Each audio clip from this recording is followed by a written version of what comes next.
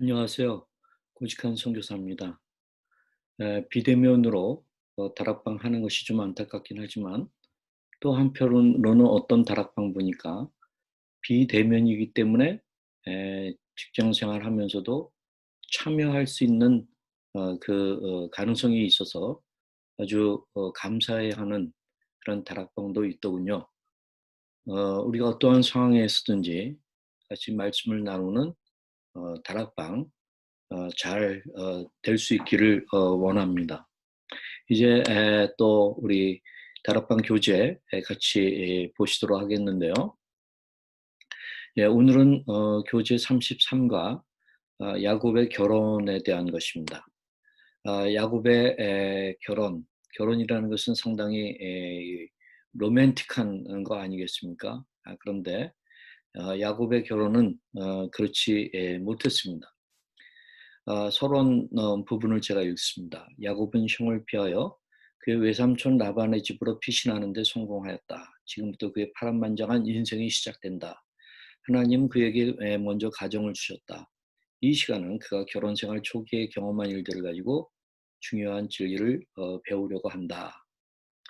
네, 여러분, 우리가 지금 예배드리고 오는 강남 예배당에 그러한 어, 예배에 당이면서 결혼 예배의 처소로 장소로 쓰이는 그런 모습인데 요즘에는 이렇게 못하죠. 언젠간 다시 이게 회복될 수 있기를 원합니다. 과거에 제가 청년대학부 전체 지도교육자를 맡았을 때에 주례를 많이 여기서 하곤 했는데요. 어떤 때는 참 이 준비를 다 해놓고 신부가 안 나타나는 그러한 케이스도 있었고요. 그건 제가 주례한 건 아니었습니다만 또 어떤 경우에는 불과 이틀 전에 이 결혼 예식을 취소해 오는 그런 케이스들도 있었습니다. 이 예배 초소를 결혼식을 위해서 얻기 위해서는 막 경쟁이 굉장히 세거든요. 아주 막 몇 대 1에 이렇게 제비 뽑듯이 해 가지고 되는 경우들이 있는데 그렇게 힘들게 맡아 놓은 그 예배 초소를 이렇게 결혼을 어 정작 앞두고 결혼식을 앞두고 이 파기시키는 그런 일들이 일어나곤 했었습니다. 예. 이 결혼식장으로서의 사랑의 교회 예배당 너무나도 사실 매력적인 것입니다. 제가 조금 아까 이제 그 이면의 사건들을 말씀드렸는데요. 야곱에 대해서 얘기하면서 오늘 야곱이 이런 좀 사기 결혼 어떻게 보면은 막 예식장 오늘날 같으면 예식장 잡아 놓고 막 취소할 수도 있는 그런 일이 일어난 것입니다. 우리가 야곱이 인제 레아와 라헬의 라반의 두 딸과의 관계를 우선 먼저 좀 보면 거기 17 절에 레아는 알력이 부족하고 라헬은 곱고 아리따우니라고 이 간단하게 묘사하는데 제가 한 가지 좀 느낀 것은 레아는 처음부터 라헬과 외모적으로 비교되어서 나온다. 성경은 하나님은 이 외모를 보지 않으시고 사람의 중심을 보신다 했는데 여기에 보게 되면은 레아에 대한 묘사가 라헬과 외모적으로 비교되어 나오는 어떤 아마 이 야곱의 그 시각에서 이렇게 썼겠죠. 그다음에 두 번째로는 여기 눈에 알력이 부족했다는데 눈은 마음의 창이라는 표현을 생각해 볼 때 단순히 시력이 나쁘다라는 뜻보다는 눈에 총기가 부족했다라는 뜻이 더 어울린다고 생각합니다. 라헬과 대조적으로 묘사된 것으로 보아 레아는 단순히 눈만 아름답지 못한 것이 아니라 여러모로 라헬의 미모와 비교가 되지 못했던 것 같습니다. 그렇기 때문에 당연히 야곱의 관심은 라헬에게 쏠릴 수밖에 없었습니다. 그러면서 20절에 아주 유명한 표현이죠. 그를 연애하는 까닭에 7년을 수일같이 여겼더라. 예, 야곱은 라헬과 결혼을 하기 위해서 7년 동안을 봉사합니다. 7년이라는 봉사는 대단한 거죠. 1년에 연봉 한 5천만 원이라고 친다고 한다면 요즘식으로 말해서 그럼 7년이면은 3억 5천만 원을 이 벌 수 있는 그러한 기간인데 그것을 다 들여서 결혼 지참금 대신에 뭔가 이렇게 이제 7년을 라헬을 사랑하면서 보냈습니다. 그 7년은 야곱에게는 오히려 즐거운 나날이었습니다. 그러니까 얼마나 이 결혼식을 기다렸겠어요. 그렇게 기다렸던 야곱의 결혼식 날 그의 기대와는 달리 라반이 라헬 대신에 레아를 들여보낸 사건이 발생합니다. 문제는 그 다음날 아침입니다. 충격과 분노로 가득 찬 야곱은 장가가서 첫날 밤을 지낸 신랑으로서 장인 어른께 드리는 이 조간의 첫 인사가 어찌하여 내게 이같이 행하셨나이까 였습니다. 한번 여러분 이 그림을 봐보세요. 이거는 종교개혁 시대의 브리현이라고 하는 화가가 바로 야곱이 라반에게 따지는 그런 그 그림인데요. 그래서 여기 색상이 잘 이렇게 투명하게 잘 안 보여서 야곱의 얼굴 모습이 생생하게 좀 안 보입니다만 여기 그 이 손가락을 보십시오. 어찌하여 이게 장인에게 할 수 있는 이 모습은 아닌데 그 이 라반에게 따지는 그리고 그 앞에 레아가 있고 저 뒤에는 라헬이 이렇게 엿보고 있는 그런 것들을 보게 됩니다. 이 그림이 굉장히 인상적이죠. 그러면서 이제 어찌하여 내게 이같이 행하셨나이까? 라고 라반에게 따질 때에 이 구절이 하나님께서 선악과를 따먹은 이브에게 추궁하신 질문과 똑같은 문장입니다. 마치 하나님이 되어서 하는 것 같이 그렇게 라반에게 따진 겁니다. 여호와 하나님이 여자에게 이르시되 네가 어찌하여 이렇게 하였느냐? 하나님이 죄지은 이브에게 이렇게 말씀하셨는데 바로 그 말을 어찌하여 내게 이같이 행하셨나이까? 똑같은 그런 말인데 여자가 이르되 뱀이 나를 깨물어 내가 먹었나이다 하는 그 창세기 3장 13절의 말씀이 기억이 납니다. 이 두 경우 모두 있을 수 없는 일이 일어난 것에 대한 강한 질책의 의미가 포함되어 있는 것이죠. 그리고 또 이어서 하는 말은 외삼촌이 나를 속이심 어찌미입니까? 그러니까 내게 이같이 행하셨나이까에다가 거기에 더해서 속였다라는 말까지 더합니다.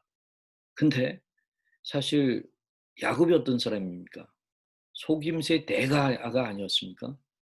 그 야곱이 어처구니 없이 속임을 당한 것입니다. 7년 동안의 수고가 다 허사가 되는 순간인 것입니다. 자, 우리 한번 레아의 심정이 돼보면 어떨까 생각이 되는데요. 제가 한번 퀴즈를 내보고 싶습니다. 왜 레아는 이런 일에 참여했는가? 지금 라헬을 그 야곱은 좋아했고 라헬과 결혼 예식을 한 것입니다. 근데 첫날 밤에 레아가 거기에 이 야곱에게 침실에 들어가게 된 것입니다. 왜 레아는 자기가 결혼 상대가 아닌데 왜 일에 참여했을까? 한번 퀴즈로 여러분들 한번 생각해 보시기 바랍니다. 첫째, 아버지에게 강요받아 그냥 순종하기 위한 것이었는가? 둘째, 못생긴 자기가 이렇게 해서라도 시집을 가야겠다고 택한 일인가? 셋째, 아니면 은근히 야곱을 사모하고 있었는가? 글쎄요, 성경에서는 명확하게 얘기하지 않고 우리가 알 수 있는 것은 약간의 힌트가 있다면 언니보다 아우를 먼저 주는 것은 그 지방에서 하지 아니하는 바라 하는 라반의 말을 통해서 우리는 이것이 단순히 레아만의 선택이 아니었음을 알 수가 있습니다. 자, 레아의 심정을 계속해서 보겠습니다. 그리고 이제 그 야곱이 라반에게 막 따지니까 라반이 그럼 일주일을 기다려라. 해서 이제 라헬을 그러면 아내로 주겠다 하는 것이죠. 그래서 7일 후 야곱은 원하던 라헬을 두 번째 아내로 맡게 됩니다. 이 얘기는 가장 짧은 신혼 기간을 보낸 그 여인의 한 사람으로서 레아의 처지를 생각해 볼 수 있습니다. 그래서 전날 밤 정도 같이 보냈나요? 아마 나머지 이 6일 동안에 야곱이 레아를 같이 가까이 했을까요? 자기를 속이고 들어온 어 레아에게. 그러니까 레아로서는 아주 가장 짧은 신혼 기간을 보낸 그런 그 케이스가 아닌가 생각합니다. 레아의 결혼 생활은 또 어땠을까요? 그녀의 동생 라헬과의 관계는 또 어떠했을까요? 뭐 우리가 정말 어 요즘 뭐 드라마식으로 본다면 글쎄 '이런 모습이 나타나지 않을까.' 하는 생각도 해 보게 됩니다. 레아의 심정을 그녀가 낳은 자식들의 이름을 통해서 우리가 좀 알 수가 있는데요. 우리 첫째 아들의 이름은 르우벤입니다. 그 의미는 여호와께서 나의 괴로움을 건고하셨다. 그러니까 첫 아들의 이름을 이렇게 줬습니다. 여호와께서 나의 괴로움을 건고하셨다라고 표현했는데, 사실 이 말은 출애굽기 3장 7 절에 이스라엘 백성의 애굽에서 고통을 하나님께서 보셨다, 권고하셨다 하는 말과 같은 표현입니다. 그러니까 사랑받지 못하는 레아의 고통이 얼마나 큰 것인지 하는 것을 미루어서 짐작해 볼 수가 있습니다. 그래도 첫 아들을 낳고는 이제는 '내 남편이 나를 사랑했지.'라는 희망을 가져봅니다. 근데 둘째 아들은 시몬이라는 이름을 줬는데, 그것은 여호와께서 아직도 야곱이 레아를 사랑하지 않음을 들으셨다 하는 그러한 뜻입니다. 그러니까 레아의 심정이 굉장히 그 안타까운 것이 반영되죠. 셋째 아들은 레위인데, 여기에서 레아의 간절한 소원은 "지금부터 내 남편이 나와 연합하리라." 하는 그러한 것이 표현된 것입니다. 그다음에 넷째 아들을 낳고는 비로소 많은 자손을 주신, 그때 가서 여호와를 찬송한다 하는 말이 의 뜻에 유다라고 하는 이름을 짓게 되죠. 그 얘기는 이때까지는 레아는 자신의 삶 속에서의 불행을 생각하느라고 하나님께 감사할 여유조차 없었던 것 같다. 그렇게 볼 수 있습니다. 사실 이게 레아의 그러한 심정인데, 우리 하나님은 레아를 보실 때 어땠을까요? 참 저는 여호와께서 레아가 사랑받지 못함을 보시고 그의 태를 여셨으나 라헬은 자녀가 없었다 하는 31 절의 이 말씀을 보면 얼마나 은혜가 되는지 모릅니다. 라헬과 레아의 관계에 있어서 이 라헬은 야곱의 사랑을 많이 받았지만 레아는 그렇지 못했는데, 여기에서 하나님이 자녀를 주심으로 그의 태를 여셨다. 그러나 라헬은 자녀가 없었다. 공평의 원리. 그리고 또한 정말 하나님께서 은혜를 어떤 베풀어 주시는 그런 것을 보게 됩니다. 사실 레아의 이 넷째 아들 유다를 통해서 예수님이 오신 것을 보면은 참 신비롭지 않습니까?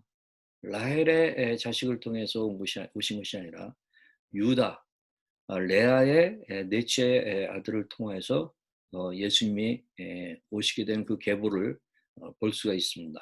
하나님은 레아를 어려운 중에 사랑하시고 또한 긍휼을 베풀어 주시는, 은혜를 베푸시는 그런 것들을 보게 됩니다. 저는 이 스토리를 보면서 한번 CAR 컨텐츠의 핵심적인 내용을 한 가지만 좀 나누고 싶은데요. 그 내용은 야곱이 사기 결혼 경험과 라반의 갑질의 계약에 그 피해를 경험했는데, 그리고 한 남편과의 장차녀 부인들을 갖게 됐는데, 그 갈등 속에서 과연 야곱이 뭘 배웠을까 할 때에 아마 야곱이 먼 날 뒤돌아보면은 그때의 시절을 생각하면서 하나님에 대하여서 이런 것을 발견했으리라 봅니다. 정말 하나님은 아주 탁월하신 연금술사시구나. 대장장이 연금술사. 나를 다듬고 또 막 그 갈구고, 그래서 아주 정금과 같은 그러한 존재로 만들고자 하시는 아주 탁월하신 연금술사시구나. 또는 나를 나의 어떤 심령 삶에서 좋은 열매가 맺히게 하기 위해서 농부가 성실히 나의 마음과 나의 삶을 쟁기질하는, 성실히 쟁기질하는 농부와 같으신 하나님을 저는 느끼지 않았을까 그렇게 생각합니다. 한번 야곱을 보시는 하나님의 관점은 뭡니까? 창세기 28장에 이 지금 라반의 집에 가기 전에 이 야곱이 그 꿈을 꾸다가 만나게 된 그 하나님, 그 하나님을 통하여서 들려오는 음성이 뭐였습니까? 네가 누워 있는 땅을 내가 너와 네 자손에게 주리니 또 네 자손이 땅의 티끌같이 되어서 그다음에 여기 땅의 모든 족속이 너와 네 자손으로 말미암아 복을 받으리라 하는 아브라함 이후에 그 언약 백성을 만들어 가시는 데 있어서 중요한 연결고리로 야곱이 택함을 받았다는 사실을 분명하게 얘기하고 있습니다. 하나님, 야곱을 보시는 하나님의 관점은 이 언약 백성의 고리로서의 선미입니다.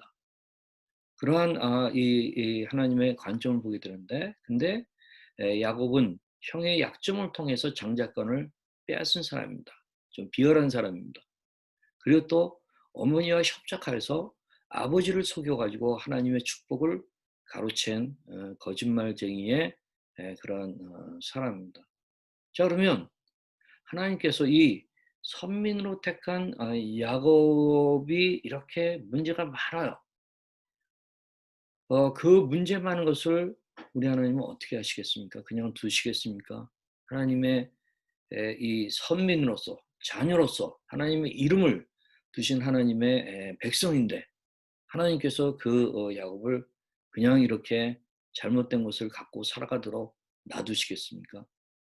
하나님께서 아주 탁월하신 연금술사라면 또는 성실히 쟁기질하는 농부시라면 야곱을 어떻게 하시겠는가 한번 하나님의 관점에서 여러분들 한번 생각해 보시기 바랍니다.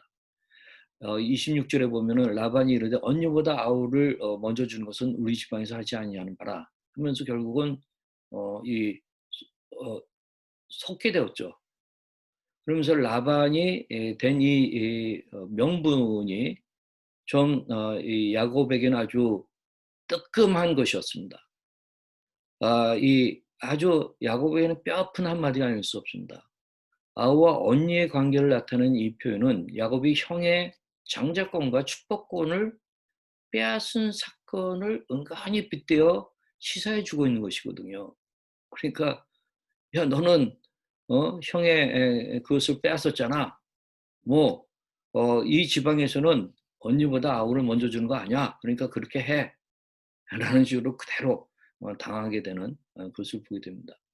연금술사들은 정제 과정을 거쳐서 비금속을 황금으로 바꾸는 사람입니다. 바로 이 사람들은 이 대상을 담금질하고 또 아주 뜨거운 불에다 막 담금질하고 막 두드리고 하는 가운데 정제 과정을 거치게 하죠. 그래서 욥기 23장 10절에 보게 되면은 그러나 내가 가는 길을 그가 아시나니 그가 나를 단련하신 후에는 내가 순금같이 되어 나오리라 하는 그 하나님의 연금술사로서 욥의 인생에 개입하신 것을 보게 됩니다. 자, 여러분, 욥이 요 10절에서 이렇게 표현하기 바로 직전의 상황이 뭔지 아십니까? 욥에게 나타난 하나님의 당금질과 두드림이 얼마나 심했으면 이렇게 표현합니까? 그 8절 9절에 그런데 내가 앞으로 가도 그가 계시지 아니 계시고 뒤로 가도 보이지 아니하며 그가 왼쪽에서 일하시나 내가 만날 수 없고 그가 오른쪽으로 돌이키시나 배울 수 없구나 하면서 완전히 사면초가가 된 상황 속의 욥의 고난에 대해서 이야기를 하고 있습니다. 여러분 성실한 농부가 씨앗을 뿌리려면 먼저 그 밭을 갖다가 어떻게 합니까? 쟁기질을 합니다. 그 쟁기를 잘 해놓고 옥토와 같이 만든 다음에 거기에다가 씨앗을 뿌리는 것이죠. 저는 청교도 운동의 지도자 토마스 왓슨이 이 고난이라고 하는 말을 이렇게 정의했는데 굉장히 공감합니다. 아마 야곱에게 하나님께서 이와 같은 것이 일어나기를 원하셨을 겁니다. 고난은 영광을 향해 가는 길이다. 고난 자체가 영광을 주는 것이 아니라 영광을 받을 준비를 시킨다. 쟁기질을 해서 땅에 씨앗을 심을 준비를 하는 것처럼 고난도 우리가 영광을 받도록 단련시키는 역할을 한다. 화가가 어두운 색깔 위에 금빛 채색을 하듯이 하나님도 처음에는 어둠을 칠하시고 영광이라는 금빛을 나중에 더하신다. 또 항아리를 건조시키고 나서 포도주를 그 안에 담는다. 은혜라는 항아리는 먼저 고난의 건조 시간을 견디고 나서 영광의 포도주를 담을 수 있다. 고난은 성도에게 해가 아닌 참된 축복이다. 그러한 말씀을 하는데 바로 야곱에게 하나님 이와 같은 일들이 일어나기를 바라신 것이죠. 던 거셋이라고 하는 사람이 승자는 고난을 성수로 향하는 디딤돌로 삼는다. 예, 고난은 디딤돌입니다. 성수로 향하는 디딤돌입니다. 그러한 목적에서 하나님은 야곱을 이렇게 담금질하시고 그다음에 또 두들기고 하시는 일을 하신 것입니다. 링컨이 그래서 나는 실패할 때마다 실패에 남겨진 하나님의 뜻을 배웠고 그것을 징검다리로 활용했다. 오히려 징검다리로 활용했다 하고 이야기를 합니다. 그러니까 저는 장애물 경기에서 우리가 마치 성도가 장애물 경기 막 큰 걸 막 뛰어넘는 것과 비슷하다고 생각해요. 성도의 위대함과 아름다움은 그가 뛰어넘은 장애물의 크기로 가늠할 수 있습니다. 여러분들의 장애물이 크니까 그만큼 여러분들은 그것을 잘 넘긴다면 위대하고 아름다운 그런 성도이신 것입니다. 오히려 성공과 형통, 우리가 다 좋아하는 것이긴 하지만 그것은 고난에 비하면은 가치가 약한 것입니다. 오히려 성공과 형통에 그냥 있다가 사람이 망가지기도 하고 더 무너지는 그런 일들이 많이 일어나고 있는 것을 보게 됩니다. 오히려 고난은 장애물이 좀 크면 오히려 그만큼 더 우리가 더 위대해지고 아름다워질 수 있는 것을 이야기하는 것입니다. 이제 적용을 좀 생각해 보면 좋겠어요. 하나님은 아주 탁월하신 연금술사 또는 성실히 쟁기질하시는 농부시다라는 것이 핵심 메시지였다고 한다면 이것에 기초해서 어떻게 적용할 수 있겠습니까? 저는 고난을 면제받으려 하기보다도 욥과 같이 고난을 자신의 신앙을 정금과 같이 단련케 하는 과정으로 삼자 하는 것으로 말씀을 드리고 싶어요. 한번 여러분 이것이 한국 정품 금거래소에서 나온 금의 사진입니다. 아주 황금 정말 얼마나 화려해요. 그 빛이 참 찬란하죠. 그러나 이 황금이 만들어지기 전까지의 그 금강석을 한번 생각해 보십시오. 그 금강석이 정제되는 과정을 생각해 보십시오. 이 금이 나오기까지의 그 고통이 얼마나 심했겠습니까? 우리 개인적인 차원에 여러분들에게 있는 여러 가지 고난, 그것을 믿음으로 받으시기를 좀 격려해 드리고 싶습니다. 또 우리가 지금 공동체 차원에서도 우리 사랑의 갱신 공동체가 이제 이렇게 정령 과정을 통해 가지고 나타날 이 아름다운 그 교회의 모습, 정말 옛날과도 비교되지 않는 공동체의 아주 진정한 그런 모습으로 빚어져 갈 걸 기대할 때 저에게는 아주 기대감이 굉장히 큽니다. 그동안의 8년 동안의 고난이라고 하는 것은 이 정금같이 되어져야 될 그 모습을 생각할 때 아무것도 아니다라고 생각합니다. 그렇기 때문에 우리가 이제 리스폰스 이 어떻게 반응하느냐 하는 부분을 말씀드린다면 연금술사가 되신 하나님의 손에 철저히 그리고 감사함으로 맡기기로 결단하자라고 말씀드리고 싶습니다. 여러분 우리 갱신 공동체가 이제 8년이 지나가고 내년이면 9년으로 들어가게 됩니다. 저는 그동안의 고난이 우리를 쟁기질하는 그런 농부의 그 밭과 같은 그런 식으로 하나님이 우리를 쟁기질해 주셨다고 믿습니다. 그렇기 때문에 이제 거기에 하나님의 말씀에 씨앗이 뿌려지게 되면 정말 어느 교회에서 볼 수가 없는 그런 열매들이 저는 배출될 것이라고 믿습니다. 여러분 이번 다락방에서도 같이 격려하고 아주 승리와 환호성이 울려지는 그러한 다락방이 될 수 있기를 바랍니다. 감사합니다. 안녕히 계십시오.